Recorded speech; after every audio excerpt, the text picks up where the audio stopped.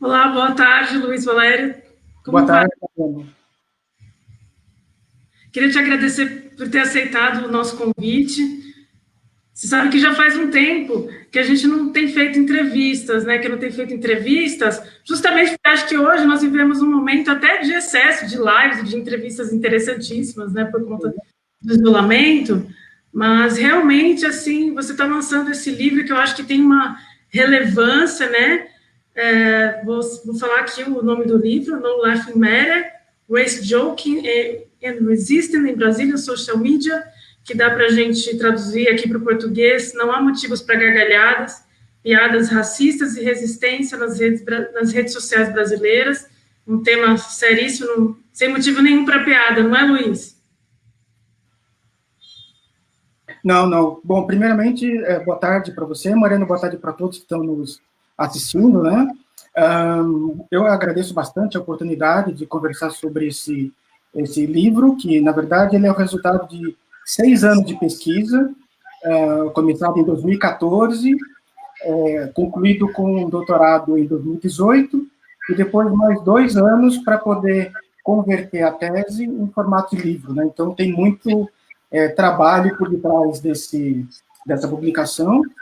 E como você bem disse, né, o assunto não é um assunto para piadas, não é um assunto para brincadeiras, é um assunto muito sério, que tem consequências, tem impacto na vida de muitas pessoas, né? Luiz, sobre a sua trajetória profissional, você é doutor em sociologia, né? Na Inglaterra, você fez o seu doutorado?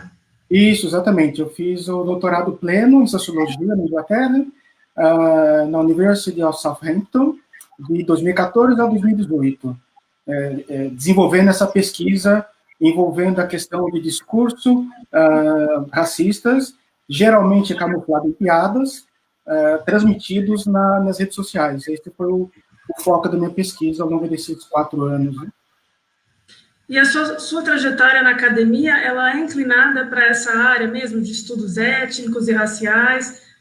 Tem aqui a representação social de minorias étnicas em meios de comunicação de massa, análise de discursos em relação ao ódio nas redes sociais. É isso, né, Sim, Luiz? a minha trajetória, sim, estou escutando, sim. A minha trajetória e publicações na área acadêmica, ela percorre justamente esses temas, né? Então, ela começou com um trabalho investigando a questão de representação social de minorias étnicas em meios de comunicação de massa, mais especificamente em anúncios publicitários, e depois migrou de uma forma natural para a área sociológica, né? E aí eu essa pesquisa que estamos falando agora.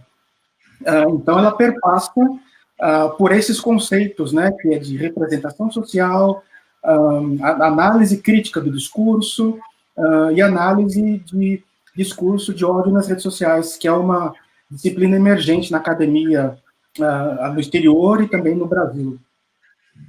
Exatamente, eu tenho acompanhado essas discussões aqui e a gente entende a urgência de falar sobre esse assunto, então acho que seu livro, esse lançamento aí vem ajudar muito nessa discussão, né? Vou colocar aqui a capa do seu livro, Luiz, para as pessoas observarem, né? Ele está disponível para as pessoas adquirirem e terem acesso a essa Sim, ele já está disponível. Sim, sem dúvida. Ele já está disponível no site da editora, que chama Vernon Press, uma editora norte-americana, e também no site da Amazon, Barnes Noble, né, das grandes livrarias virtuais, né, que você encontra facilmente, entendeu? Inclusive, Mariana, é importante comentar que no site da editora, da Vernon Press, né, você pode digitar depois, quem está assistindo também, vernonpress.com, você pode baixar gratuitamente uma amostra do livro, que é o primeiro capítulo, que você pode ler de forma gratuita, a editora disponibiliza, e também um folheto de uma página que apresenta o resumo do livro, e consta também um código de desconto de 12% para adquirir o livro no site da editora, não no site da Amazon. O livro hoje ainda não foi traduzido para o português, né? Não, ainda não, é recente, né, o livro. O livro, no momento, está disponível em inglês, porque meus estudos foram conduzidos nesse idioma, né? Então, após a conclusão do doutorado, e a tese já estava produzida em inglês, então o caminho natural era de converter o livro no mesmo idioma, né? Num outro estágio, pretendo, sim, publicado em português, se tiver uma editora, né, interessada, né, em dialogar, a gente pode ter essa publicação em português no futuro próximo, né? Mas, nesse primeiro instante, o livro está disponível somente em inglês. Nós ficaremos na torcida aí para essa tradução e para o seu lançamento aqui no Brasil, Luiz.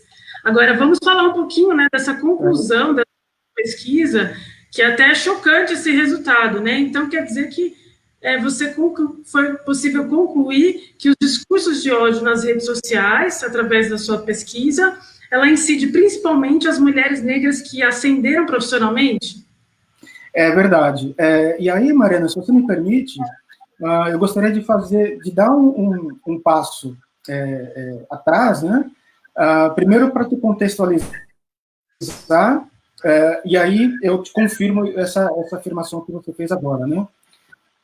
Então, acontece o seguinte, essa pesquisa, como eu falei para você, ou o livro, mais especificamente, é resultado de 6 anos de pesquisa, né? Então, durante o doutorado, né, que foram 4 anos, eu dividiria ele em 3 fases.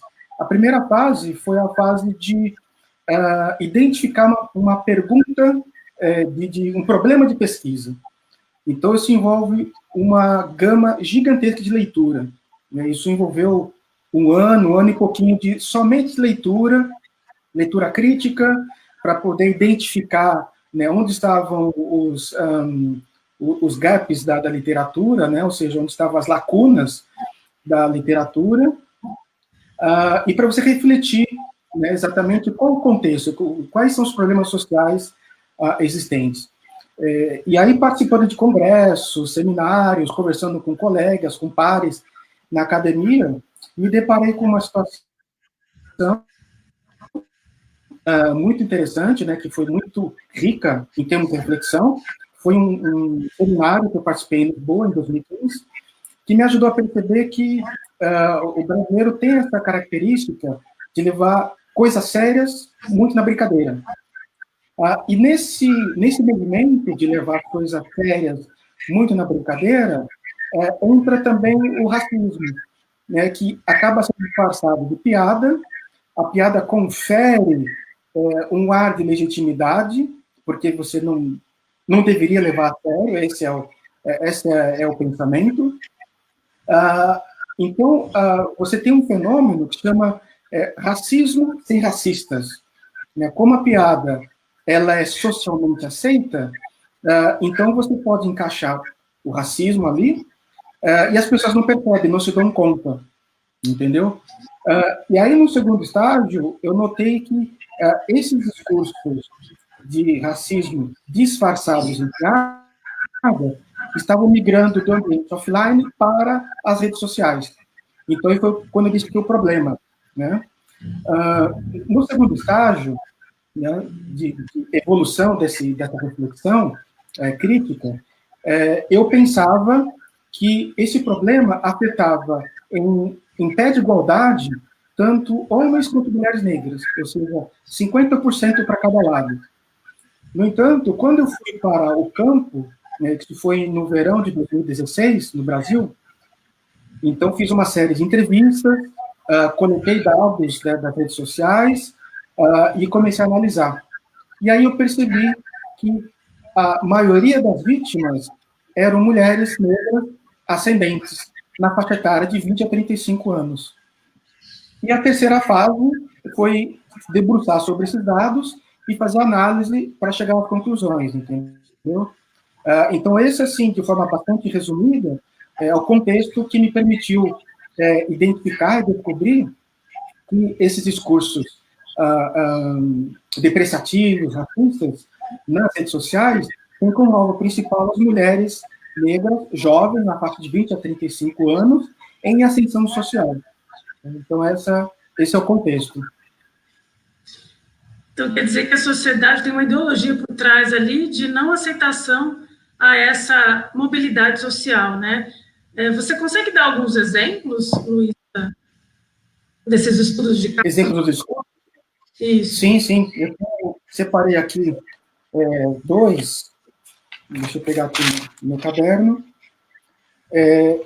Então, primeiro caso, primeiro exemplo, é a situação de uma mulher negra, na época, esse caso aconteceu em 2016. Ela tinha 32 anos e ela fez uma viagem para a Europa com seu parceiro, né, seu cônjuge, e ela tirou fotos nos países, nos locais onde ela visitava e postou nas suas redes sociais. Logo após ela postar essas fotos, Mariana, surgiram dezenas de comentários depreciativos contra ela, e um dos diversos, né, que constavam lá, e eu pensei aqui para a gente dialogar, é o seguinte: o lugar da mulher negra é no campo colhendo algodão, e não viajar pela Europa.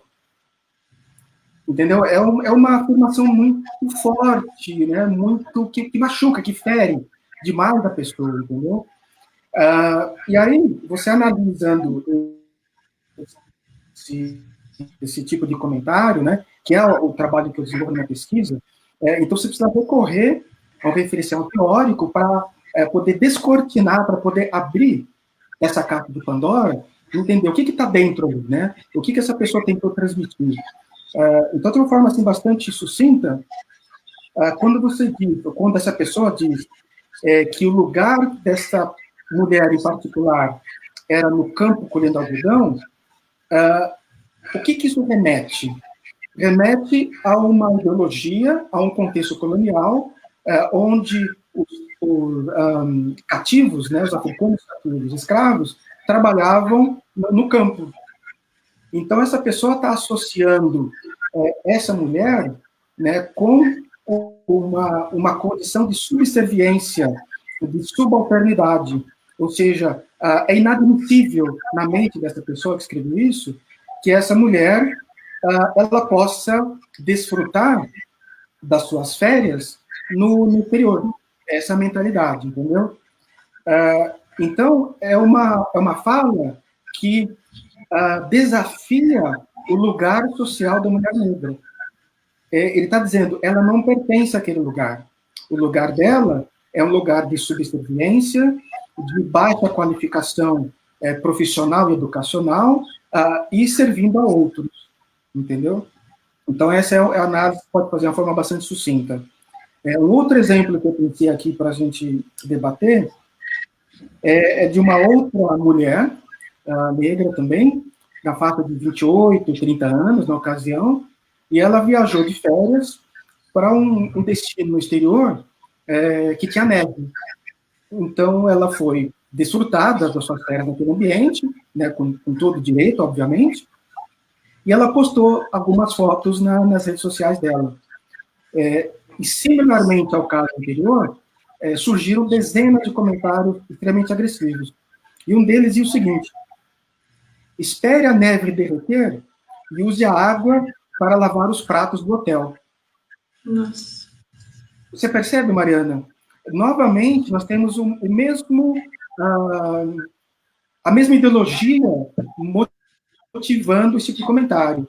Primeiro, espera a neve derreter. Ou seja, a pessoa está partindo de um pressuposto que aquela mulher também não pertence àquele lugar, né? Que ela é um anacronismo, aquela mulher negra naquele espaço, né, que remete a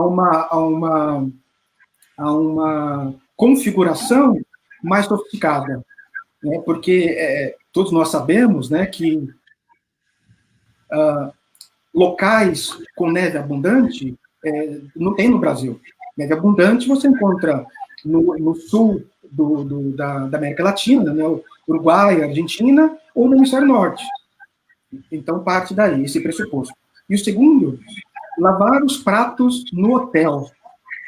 Ou seja, de novo, a mesma lógica de associar a mulher negra a um papel de subserviência, de trabalho com baixa qualificação profissional. Ou seja, é inadmissível na mente das pessoas, né, que uma mulher negra não necessariamente ela esteja engajada numa profissão que não seja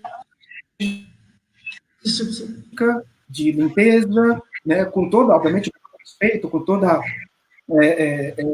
que merece as profissões, não existe nada de errado nisso. Mas não existe não é garantia, né, o que eu quero buscar, mas você não pode criar esse pressuposto de que este é o lugar reservado para a mulher negra, entendeu? Existe muito mais possibilidade do que apenas essas. É isso que eu quero dizer. E a relevância dessa pesquisa é demonstrar isso através de análise qualitativa, no caso que você estudou, né, Luiz? Exatamente.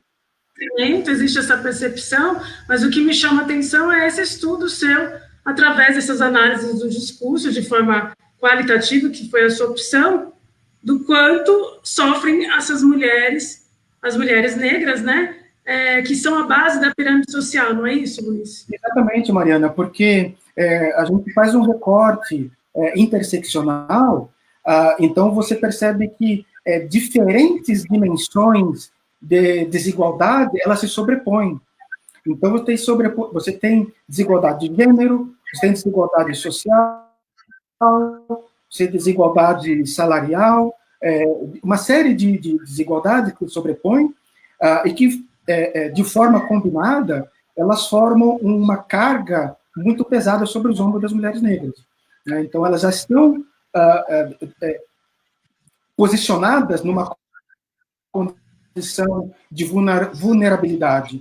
E aí você adiciona esses elementos, você torna as experiências de vidas delas ainda muito mais desafiadoras, entendeu?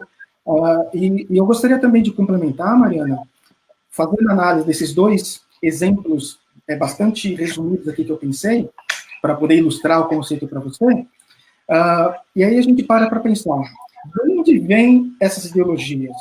Né? Por que a pessoa, né, que se engajou na prática de divulgar ou de disseminar esses discursos nas redes sociais, de onde ela se alimenta dessas ideias? A gente tem que fazer um recorte, Mariana, histórico, isso é imperativo, é inevitável, do nosso passado colonialista. Né? O Brasil deixou de ser colônia há menos de 2 séculos. No entanto, o regime colonialista, ele tem mais de 4 séculos. Ou seja, a raiz da formação colonial brasileira, ela é muito forte. E ainda se observa na sociedade brasileira contemporânea, entendeu? E aí eu gostaria que você, não antes de você mostrar uma imagem, eu queria dizer o seguinte, quando o Brasil se tornou república, em 1889, o Brasil passava por um momento, naquela ocasião, de construção de sua identidade como país. A construção dessa identidade do Brasil como país, ela passava por um projeto de embranquecimento da população. Esse processo de embranquecimento, ele era biológico e também ideológico. O biológico, ele foi defendido por diversos autores, entre Raimundo Nina Rodrigues e João Batista de Lacerda. O João Batista de Lacerda, que era um cientista do Rio de Janeiro, ele advogava que, num intervalo de até 100 anos, a partir daquele momento, ou até 3 gerações, o que viesse antes, o Brasil não teria mais negros na população. Seria um país formado unicamente por brancos, assim como os Estados Unidos, na mentalidade dele, naturalmente, e na Europa. Porque o projeto de nação do Brasil República, naquela ocasião, era de espelhar no modelo de hegemonia branca europeia. Esse era o modelo, entendeu? E aí eu gostaria que você mostrasse aquela imagem, para poder ilustrar melhor esse conceito de embranquecimento ideológico. Você pode colocar na tela, por favor? Projetei aqui, Luiz. Sim, tá bom, Mariana. Essa imagem ela está presente na ilustração do seu livro? Não, no livro não, porque é questões de direitos autorais, então fica mais complexo. Mas está na tese porque é um trabalho de cunho acadêmico, né? Então, deixa eu explicar o que significa esse quadro. Esse quadro, ele é do pintor espanhol Antônio Brocos, se não me falha a memória agora. Foi pintado em 1895, e ele retrata o seguinte. Então, você tem na tela uma mulher negra em pé, uma mulher mestiça sentada com uma criança no colo, e um homem branco olhando os dois. A interpretação que a literatura traz desse quadro, que é bastante clássico na literatura de estudos raciais brasileiros, é o seguinte: o homem branco ele é considerado como um imigrante português. A mulher sentada com a criança, ela é mestiça, filha da senhora negra que está em pé.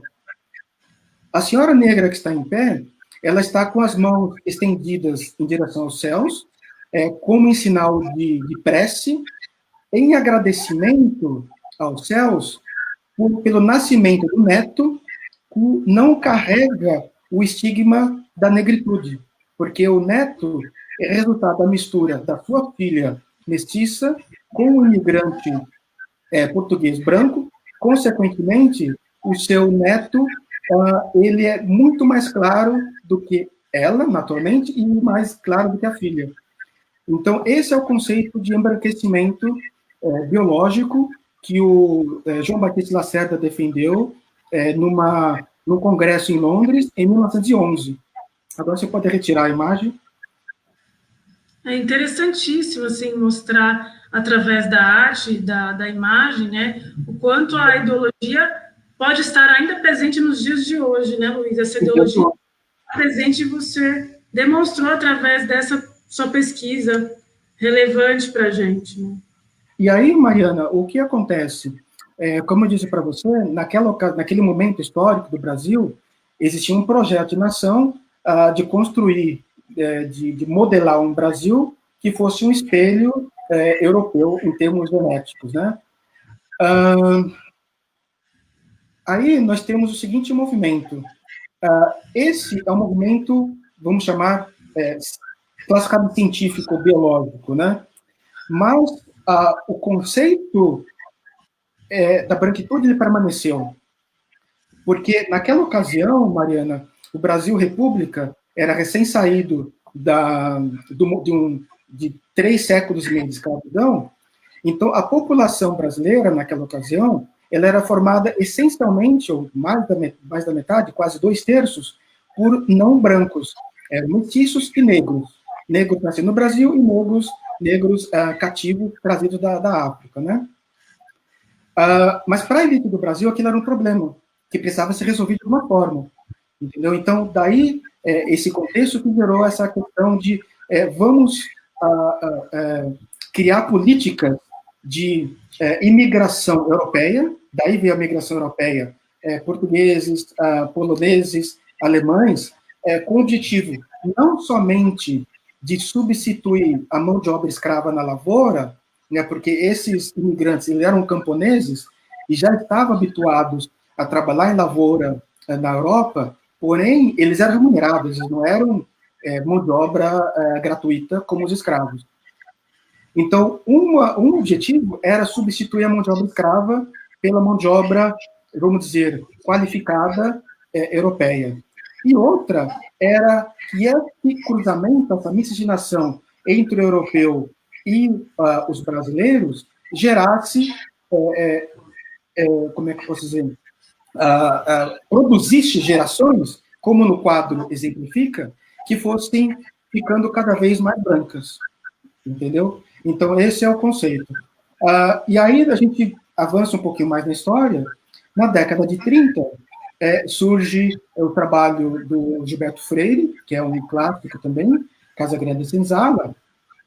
E o Gilberto Freire, ao contrário do Raimundo Nina Rodrigues e do João Batista de Lacerda, ele não entendia a miscigenação como um problema do Brasil, mas sim como uma característica especial do Brasil. Entendeu? Essa era a leitura que o Gilberto Freire fazia. E daí surge aquela questão da democracia racial. No entanto, Mariana, é preciso fazer um pequeno parênteses aqui, porque esse é um ponto que eu defendo na minha tese e também no livro. O Gilberto Freire, na minha concepção, ele não inventou a democracia racial. Ele foi creditado como o grande propagador dessa filosofia ou dessa ideologia, mas não necessariamente o criador. E por que eu digo isso? Porque existem evidências de que outros autores advogaram a questão da democracia racial antes do Gilberto Freire. Então, eu até anotei aqui para poder te apresentar com bastante precisão. Então, tem Lívio Tito Castro, é um autor que escreveu um artigo em 1889, onde ele abordava a questão da democracia racial.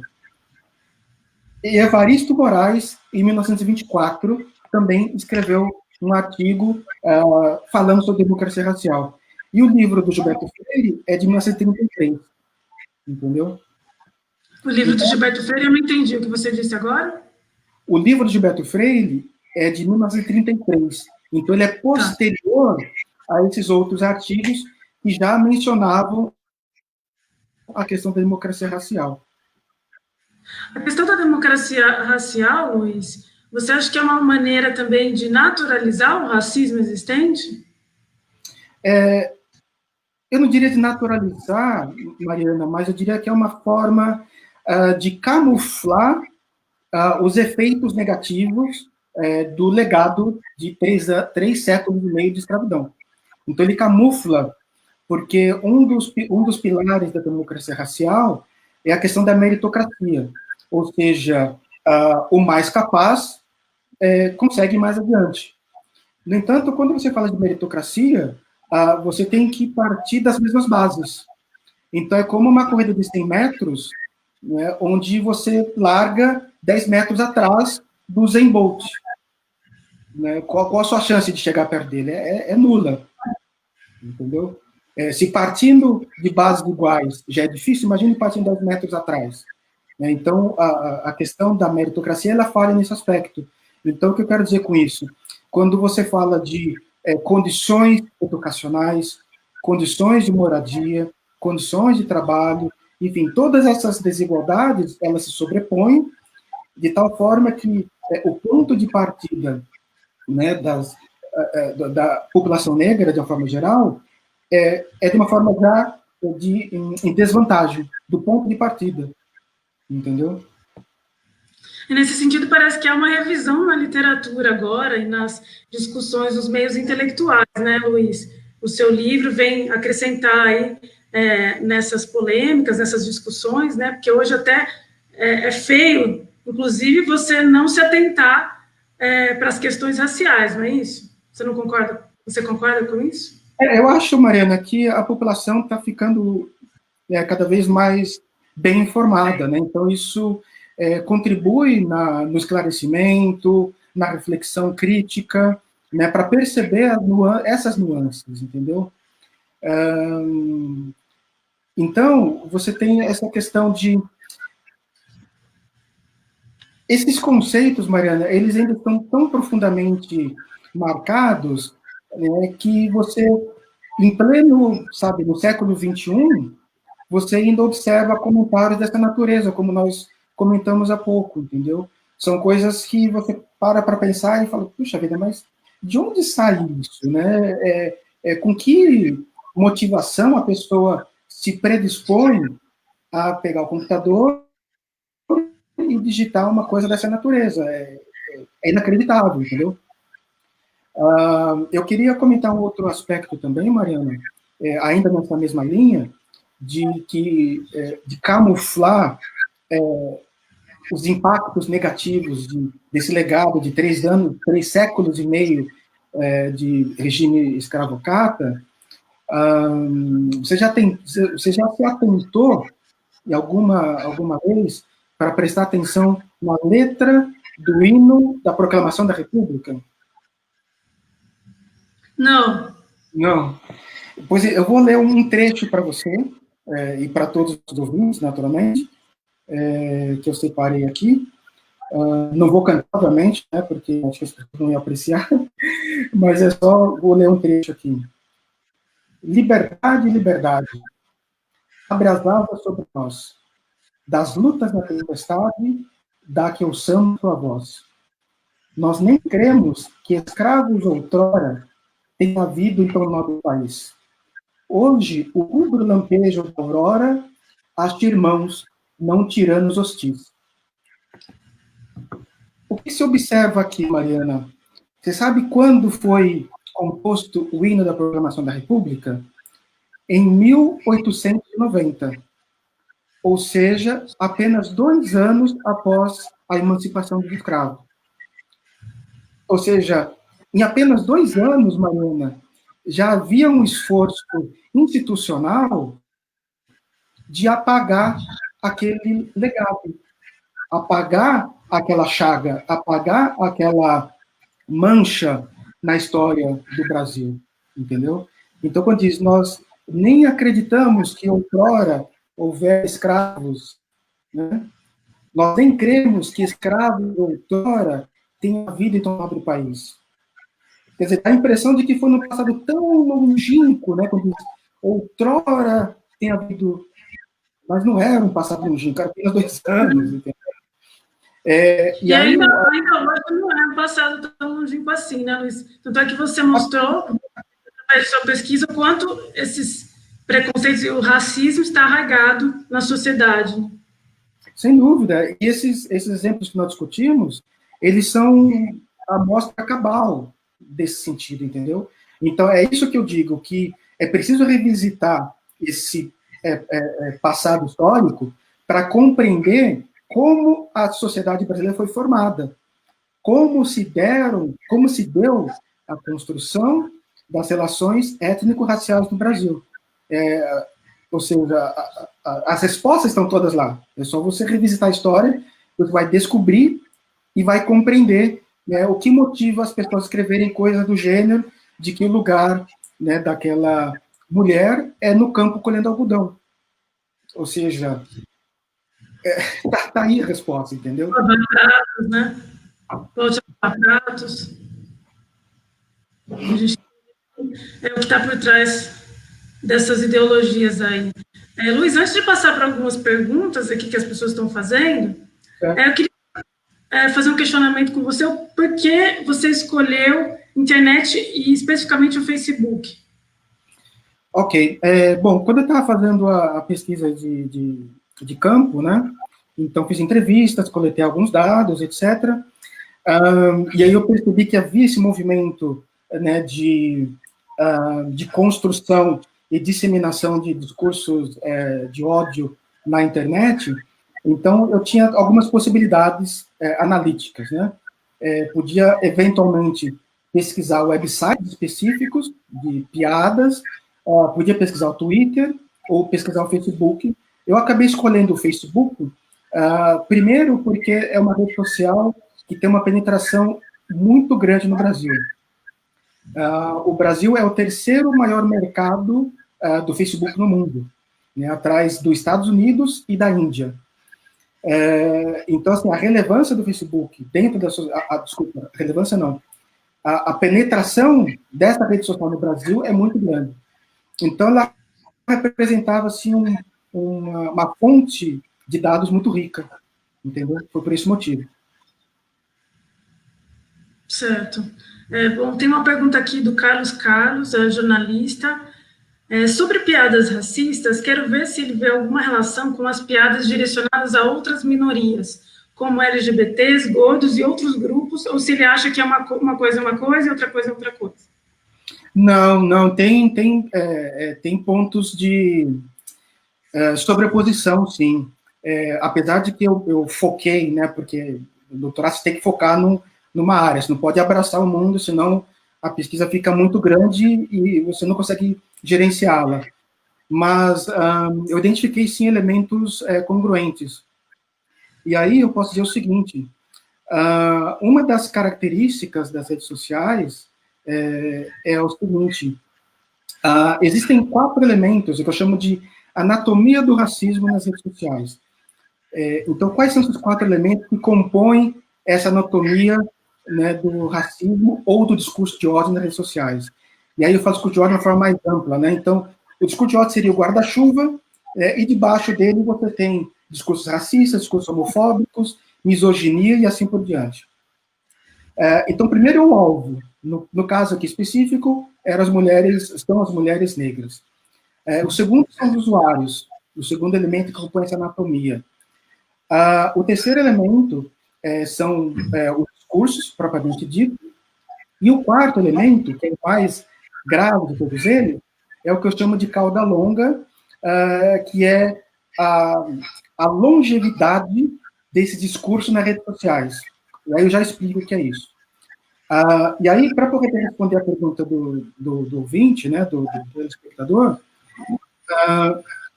é possível observar que nas redes sociais existe uma certa distinção. Existem algumas comunidades online que elas utilizam certos vocabulários que eu diria brandos.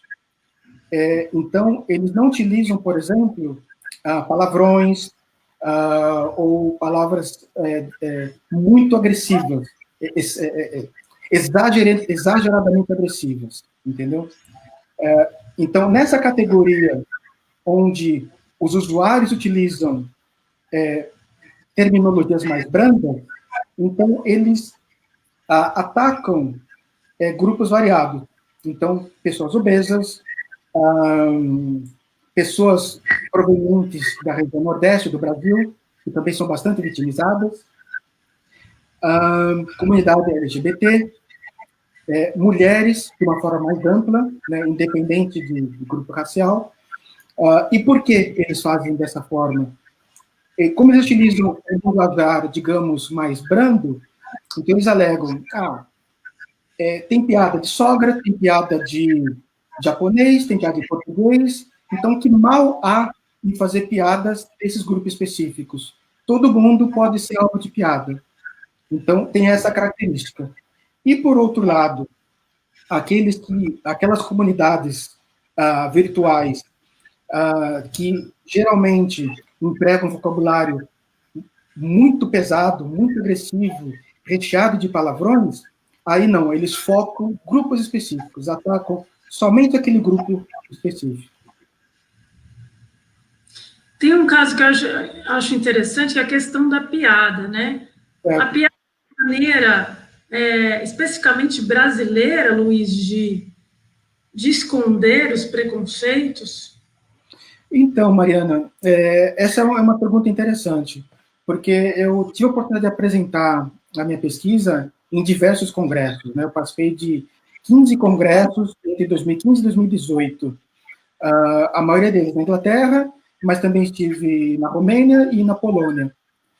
E quando eu apresentava a minha pesquisa, né, que estava em andamento, né, em cada um desses congressos, então eu falava das piadas com racista, etc.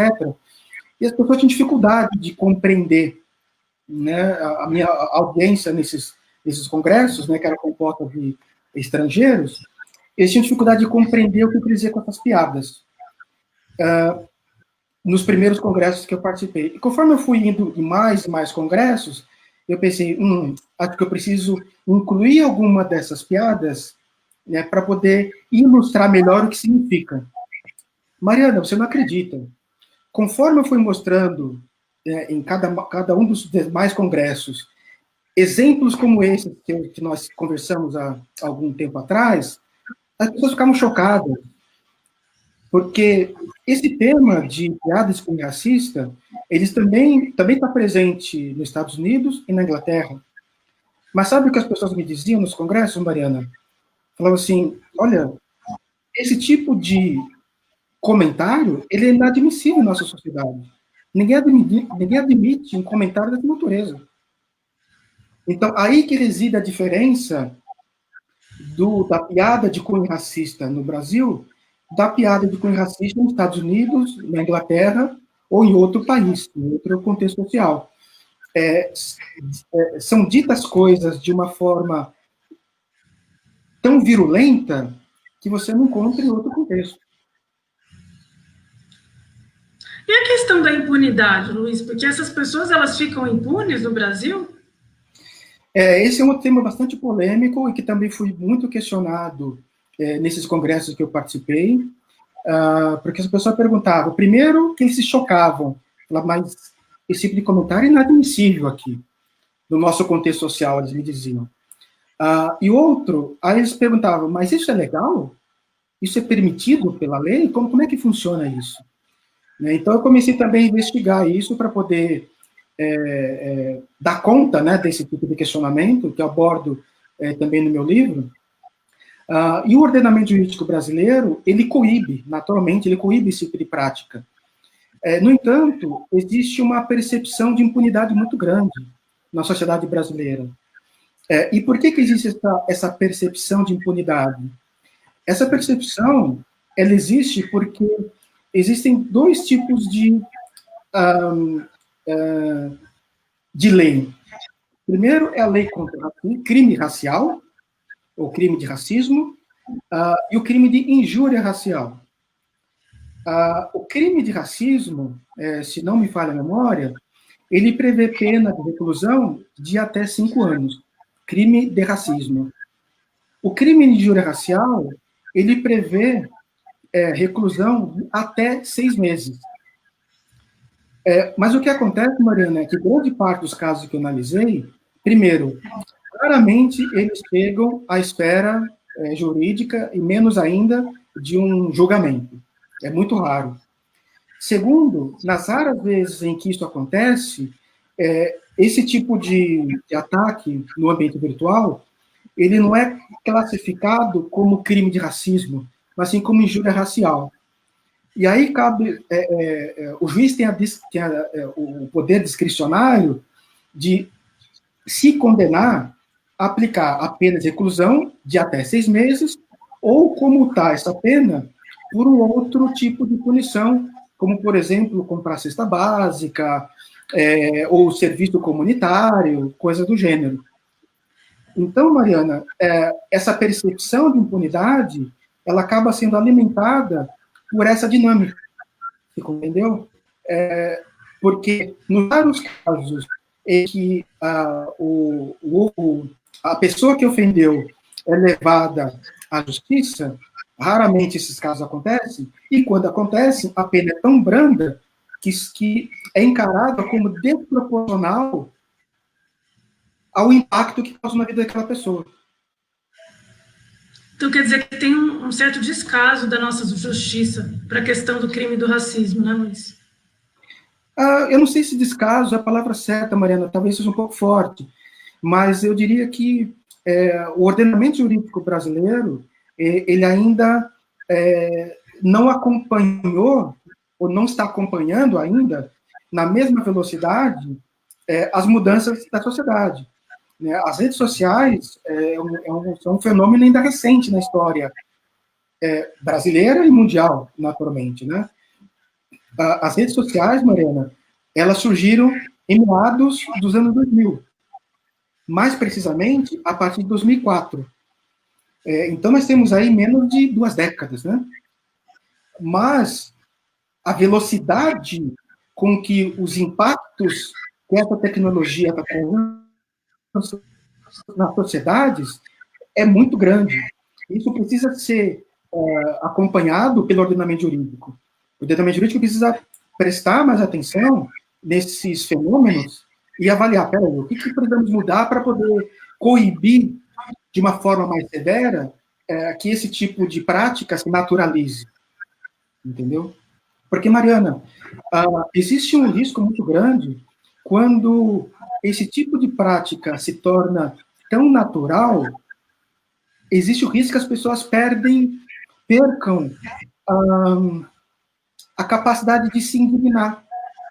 Porque é tão comum, por que eu vou me indignar? Se isso acontece todo dia, se torna tão banal, entendeu? Por isso que é importante a gente dar visibilidade para essa questão, né? Acho que essa entrevista com você pode ser um bom instrumento para isso. Alguns comentários aqui, a Jussiele Oliveira está mandando um abraço para você, meu querido amigo. Felicidade por poder ver você falando da sua pesquisa mais uma vez, parabéns. A Neiriane Trindade, o que motivou para dar início a essa pesquisa tão densa? Qual foi o gatilho ou situação que levou a mergulhar nessa nossa realidade? Você, de certa forma, abordou, né? Mas se quiser aprofundar para responder a pergunta da Neiriane. Sim, sabe, Mariana, eu me emociono quando falo sobre esse tema, porque é um tema que me toca profundamente.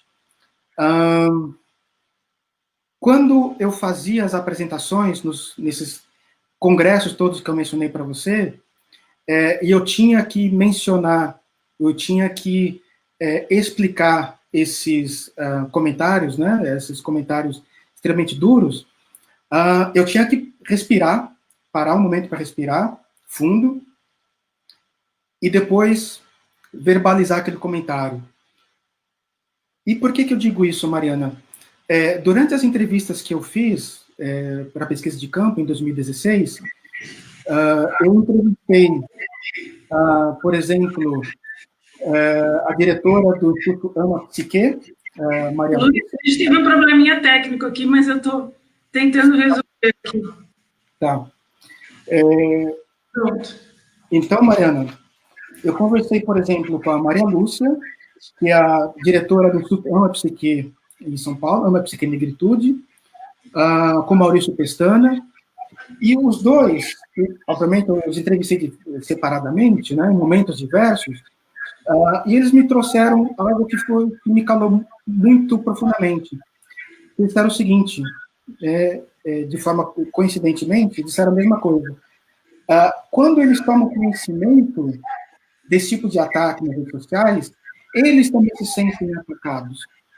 Embora o ataque não seja direcionado especificamente a eles, mas eles também se sentem atacados.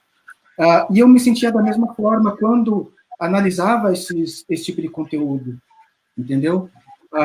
Eu tenho sobrinhas, né, com as quais eu me preocupo bastante, né, porque elas são dessa geração, né, de geração touchscreen, né, que tudo é digital. Então, assim, eu me preocupo com elas de estarem expostas a esse tipo de situação que pode ser muito dolorosa, entendeu? E não só com elas, né? Eu me solidarizo com todas as mulheres brasileiras que foram vítimas desse tipo de ataque, porque isso fere bastante. Eu me recordo, inclusive, Mariana, um dos casos que analisei durante o doutorado, de uma vítima desses ataques, e ela relatou o seguinte, ela falou que ela tinha receio de sair de casa depois dos ataques, ela ficou reclusa durante um mês e pouco, porque ela tinha receio que, ao sair de casa, todo mundo ao redor dela ia reconhecê-la, que ela tinha sido objeto daquele ataque, e iam rir da cara dela. Mariana, isso é muito pesado, você compreende? Então, eu procurei dar minha contribuição para levar conhecimento para as pessoas, levar conscientização do impacto social sério que esse tipo de prática pode trazer. Eu acredito também que ainda há muitas dúvidas, né? E é colocado muito em xeque, ainda no Brasil, a questão do racismo, né? Em muitos âmbitos, em muitas esferas. Então, é muito relevante essa pesquisa qualitativa sua e essa publicação, né? Para trazer mais luz sobre essa temática e mais entendimento, né? Sem dúvida. Luiz, desculpa, eu te cortei. A Érica Trindade Dutra, a pandemia escancarou ainda mais as desigualdades sociais brasileiras, mostrando que as mulheres negras são as mais atingidas. Que perspectivas e caminhos você vê para a modificação dessa realidade? Olha, Mariana, eu tenho observado que a consciência política do brasileiro de uma forma geral e das mulheres negras em particular tem crescido muito, muito mesmo. E isso é algo que eu procurei de uma forma singela até, de reforçar no meu trabalho, no meu livro, de uma forma de reconhecimento a esse papel, porque geralmente isso não é muito reconhecido na historiografia brasileira. Mas as mulheres negras têm um papel fundamental nesse processo. E nesse caso específico dos ataques nas redes sociais, eu tenho observado na pesquisa que muitas mulheres negras têm se rebelado contra essa prática, mas rebelado de uma forma, não no confronto direto contra o ofensor, mas construindo o seu empoderamento, valorizando a questão da negritude, valorizando a questão da sua estética, entendeu? Que isso é muito importante também. Então, desculpa. Não, pode continuar. Então, o empoderamento dela tem passado, né, por esse percorrido essa trajetória, entendeu? E assim, as narrativas de resistência nas redes sociais, elas se dão de que forma? Elas se dão de forma de dar um suporte a outras vítimas de ataque, de fortalecê-las no seu valor, na sua formação educacional, na sua posição política e posição na sociedade brasileira, né? Então, esses têm sido os mecanismos, né, as narrativas construídas pelas mulheres negras nas redes sociais. Eu tenho acompanhado também e acho de extrema importância esse movimento.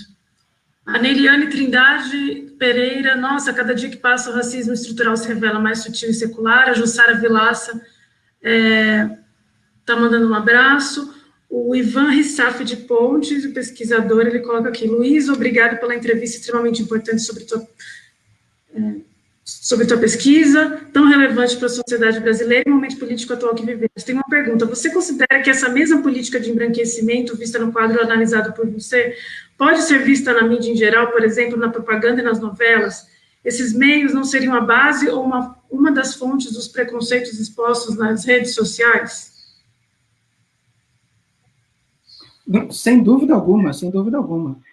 Esse foi um tema que eu abordei na minha pesquisa de mestrado, que é a questão da ausência de representação na mídia de massa, né?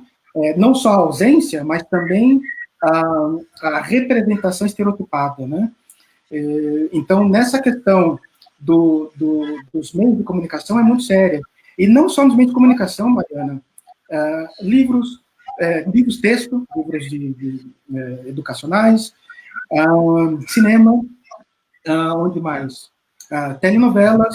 Eu tenho o clássico livro do Joel Zuto Araújo, A Negação do Brasil, que aborda esse tema de uma forma assim sensacional. É um livro clássico, né, desse tema. Onde mais? Anúncios publicitários, enfim. Então, esse embranquecimento, ele está ideológico, né? Ele não é mais biológico, como foi, né, logo após a proclamação da República, mas ele é ideológico, ele está muito arraigado, ele se manifesta em todos esses meios, entendeu?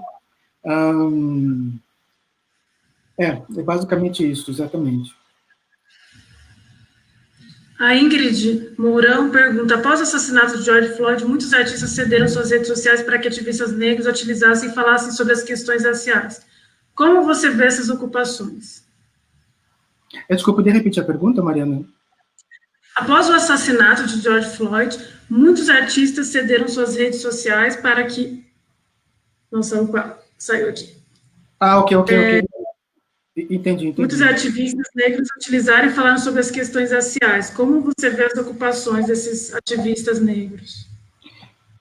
Então, esses artistas, eu não diria só artistas, mas diria celebridades, vamos colocar assim, porque engloba não só no meio artístico, mas no meio esportivo e outras áreas, né? Eu acho importante porque essas pessoas têm muita visibilidade, né? Então, como elas têm muita visibilidade natural por conta da sua profissão, da sua ocupação, você pega o exemplo, por exemplo, do LeBron James, da NBA nos Estados Unidos. Então, quando pessoas dessa estatura, elas dão voz a esse movimento, isso contribui não só para multiplicar, né, para disseminar a causa, como também contribui para legitimizar. Então, eu acho que é importante, sim.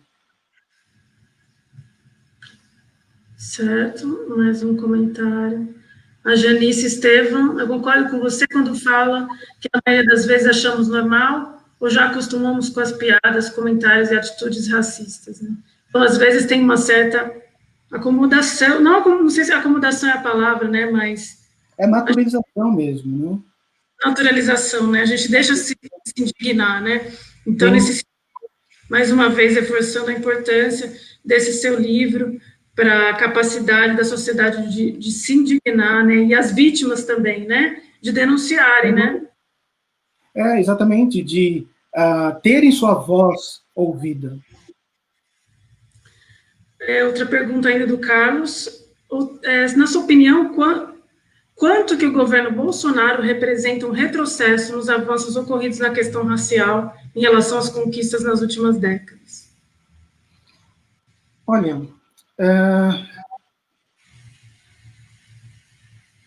eu acho que a questão o Bolsonaro, quando candidato, né, desculpa, quando vereador, quando deputado, perdão, já é notório, né, todas as suas inúmeras falas preconceituosas, discriminatórias e por aí afora, né? Mas como deputado, o alcance era, digamos, mais limitado. Não que não tivesse impacto, ele já tinha impacto naquela ocasião. Mas agora, como ele ocupa a cadeira da presidência, então carrega o peso da instituição de presidência da República. Então é muito mais sério. Mas o que eu vejo, Mariana, vai um pouco além disso. O que eu noto é que o momento político brasileiro, não só agora, mas já de alguns anos para cá, 2013, né, começou o embrião desse cenário, 2014, assim por diante, nós vemos um momento de polarização tão forte, tão extrema, e essas questões se potencializam, entendeu? E, infelizmente, o que eu observo de longe, né, não vivo no Brasil, mas o que eu observo é que, em termos de políticas de igualdade racial, igualdade social, o governo não está progredindo muito nesse campo. Então, infelizmente, eu acho que o Brasil ainda vai demorar um tempo para poder entrar nos trilhos nessa questão. Certo, Luiz. A gente está chegando ao tempo aqui. Depois eu vou colocar para as pessoas o link, né, da Amazon para terem acesso ao seu livro. Sim, e também da editora, porque as pessoas podem ter um desconto de 12% lá, né? Sim. Vou colocar para as pessoas, deixar aqui na nossa página. Agradecer pelos comentários, pela audiência, e mais uma vez por essa participação. Eu acredito que ajudou muito as pessoas aí a entenderem a gravidade, né, da questão racial, principalmente dessa opressão fortíssima que incide, o peso que incide sobre as mulheres negras brasileiras, né? Nesse caso a gente comenta mais sobre o caso brasileiro, mas claro que também no resto do mundo a gente entende, a gente acompanha também a problemática racial, mas acho muito interessante entender as nuances e as especificidades do nosso país. Sem Muito dúvida. obrigada Eu que agradeço. pela participação. Pretendo até acrescentar esse debate, fazer uma matéria e conversar com outros pesquisadores para a gente entender um pouco mais aí quais são as outras nuances, a problemática da branquitude, que eu acho que é um outro tema interessante da gente aprofundar também, mas que, infelizmente, a gente chegou ao tempo também para não ficar cansativo para as pessoas. Muita gente, um abraço para você, muito carinho nas redes sociais, a Mayara Gomes, a Nazaré Reis, Carlos está mandando parabéns também. Eu agradeço a todos aí pela paciência, né? Eu sei que o tema é pesado, quer dizer, o tema não é fácil de lidar. Eu me debrucei sobre esse assunto durante 6 anos e, em vários momentos, Mariana, eu tinha que me distanciar durante 2, 3 semanas, porque é muito denso, é muito pesado. Mas, por outro lado, Mariana, o alerta é preciso ser feito esse alerta, entendeu? Porque é um assunto sério, não é um assunto objeto de gozação, de piadas, né? Não é mimimi, né? É um assunto sério e que traz impactos reais na vida de muitas pessoas. Exatamente. O que depender do nosso canal, faremos aí ampliação desse seu trabalho. A gente espera que você venha lançar no Brasil, porque realmente merece repercussão.